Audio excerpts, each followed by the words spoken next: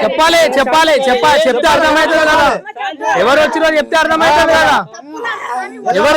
ఎవరి వల్ల చెప్పాలి చెప్పాలి. ఎవరు రావడం వల్ల నువ్వు ఇంతగానం కోపాన్ని దాల్చుతున్నావో చెప్పాలి చెప్పాలి. మన రాష్ట్రం ఒక నిమిషం, మన రాష్ట్రంలో ఇంతగానము మానభంగాలు జరుగుతున్నాయి. చిన్న చిన్న పిల్లలను అత్యాచారాలు చేస్తున్నారు. మరి వాటి గురించి ఏమంటావు స్వామి చెప్పాలి. అమ్మవారి తల్లి అంటే అందరిది కదా, అమ్మవారి తల్లి అంటే అందరిది. దాని గురించి మాట్లాడాలి.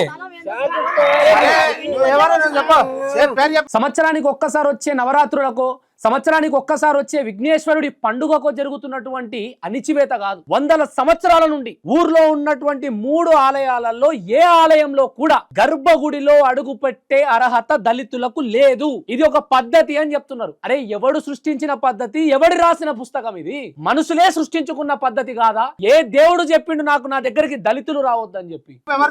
పోనీ ఎవరు చెప్పు, ఎవరు చెప్పు. ఇదమ్మా కరెక్ట్ ఉండవా నువ్వు? చేతులు కలుపుకొని మెడదా మరి ఎంకసేపు ఏం కావద్దు. ఇన్ని రోజుల నుంచి ఘనంగా పూజలు చేస్తే మరి రాలేరు. మరి ఈ రోజు వీళ్ళు రాగానే వచ్చిర్రు.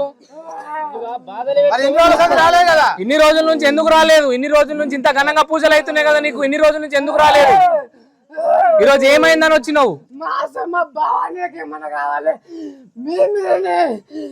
ఏంటిది మా మీద? ఎవరు రావద్దు చెప్పుకోని. ఎవరు రావడం వల్ల ఇంతగానం నువ్వు ఉగ్ర రూపాన్ని దాల్చుతున్నావు చెప్పు.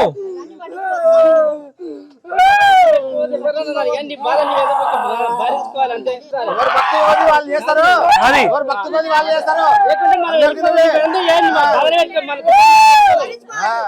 భక్తి వాళ్ళ చేయి స్వామి కానీ పూజ లేట్ అవుతున్నది.